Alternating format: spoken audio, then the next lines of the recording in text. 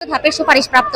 তো আজকে আমাদের জাজমেন্ট ছিল, তো এই জাজমেন্টের রায় হয় আমাদের সুপারিশ প্রাপ্ত করার পর আমাদের জয়নিং তারিখও দেওয়া হয়। আমাদের স্বাস্থ্য পরীক্ষা, আমাদের সবকিছু যাবতীয় যে কার্যক্রমগুলো ছিল আমরা সবকিছু শেষ করার পরেও আমাদের 5 তারিখে জয়নিং এর তারিখ দেওয়া হয়। ঠিক সেই সময় আমাদের জয়নিং এর আগের দিন জয়নিংটা স্থগিত করা হয় এবং সেটা আমাদের 5-7টা শুনানি হয়। শুনানি হওয়ার পরে আজকে আমাদের জাজমেন্ট ছিল, মানে মূল রায়টা ছিল। সেই রায়ে আমাদের রায় দেওয়া হয় যে এই নিয়োগটা সম্পূর্ণ বাতিল করে আবার পুনরায় 93% মেধার ভিত্তিতে রেজাল্ট দেওয়ার জন্য।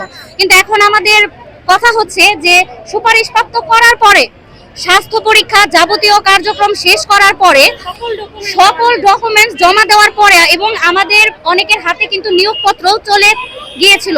তো নিয়োগপত্র দেওয়ার পরে কিভাবে এই সরকার, এই রাষ্ট্র বা এই বিচারপতি আমাদের নিয়োগটা বাতিল করে দেয় এবং এই রায় আমরা মানি না।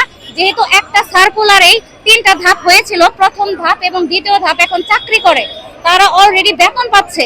আর আজকে আমরা রাজপথে, যেহেতু একই সার্কুলারে 2টি ধাপ বহাল রেখেছে, এর জন্য আমাদের যদি এখন বাতিল করা হয়, ওদের রেজাল্টও হয়েছে 19 বিধিতে এবং আমাদেরও তাই, তাহলে ওদের যদি রাখা হয় আমরা কেন বাতিল হব? আপনারা এই অবস্থান কর্মসূচি কয়দিন যাবত চলমান? যে পর্যন্ত আমাদের আজকে প্রথম দিন এবং যে পর্যন্ত আমাদের দাবি মেনে নেওয়া না হবে আমরা সেই পর্যন্তই আমাদের কর্মসূচিটা বহাল রাখবো। না, আমরা জাতীয় প্রেস ক্লাবের সামনেই করব, কিন্তু সময় মানে যদি অনেক মানুষ হয় আমরা আমাদের পরিস্থিতির উপর ভিত্তি করে আমরা আমাদের নতুন কোনো কর্মসূচি দিব। লাগাতার কর্মসূচি হবে, আমাদের আত্মহত্যা করা ছাড়া কোনো পথ নেই। কারণ আমরা আগে অনেকেই গভর্নমেন্ট জব করতাম বা অন্যান্য জবের সাথে যুক্ত ছিলাম। এই চাকরিতে জয়নিং এর তারিখ দেওয়ার পরে আমরা এই চাকরির উপর ভরসা করে আমরা সেই চাকরিগুলো ছেড়ে দেই। এখন আমরা বেকার। আমাদের সম্মান হরণ করার অধিকার কিন্তু এই রাষ্ট্রের নেই।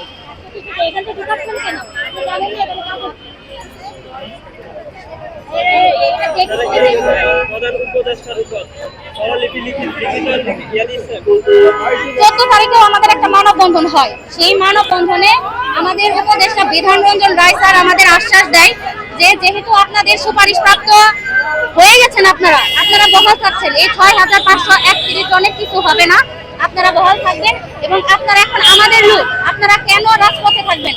এটা অনেক খারাপ দেখায়। আপনারা আপনাদের জায়গায় চলে যান, আপনাদের কিচ্ছু হবে না। তারা আমাদের এই আশ্বাস দিয়ে আমাদের বাড়ি পাঠিয়ে দেয় এবং আজকের রায় হয় যে এই রেজাল্ট বাতিল, আবার পুনরায় রেজাল্ট দিবে 93% মেধার ভিত্তিতে। সরকারের কাছে আমাদের একটাই চাওয়া, এই সরকার যেহেতু আমাদের রেজাল্ট দিয়েছে বৈধভাবে, তাহলে আমাদের সুপারিশ প্রাপ্ত করার পর আমাদের মান সম্মান যাতে নষ্ট না হয়। আমরা আর্থিকভাবে এবং মানসিকভাবে ক্ষতিগ্রস্ত হয়েছি এবং আমরা আমাদের চাকরিটা ছেড়ে দিয়েছি। আমরা আগে যারা অন্যান্য চাকরি করতাম, এই চাকরির জন্য ভরসায় আমরা চাকরি ছেড়ে দিয়েছি। সরকারের কাছে আমাদের একটাই অনুরোধ, আমাদের যেভাবে সুপারিশ প্রাপ্ত করা হয়েছে এবং প্রথম ধাপ দ্বিতীয় ধাপকে যেভাবে সুপারিশ প্রাপ্ত করে তাদের জয়নিং দিয়ে তারা চাকরি করতেছে, আমরা ঠিক একইভাবে একই সার্কুলারে আমরা যোগদান করতে চাই এবং আমরা স্কুলে ফিরে যেতে চাই।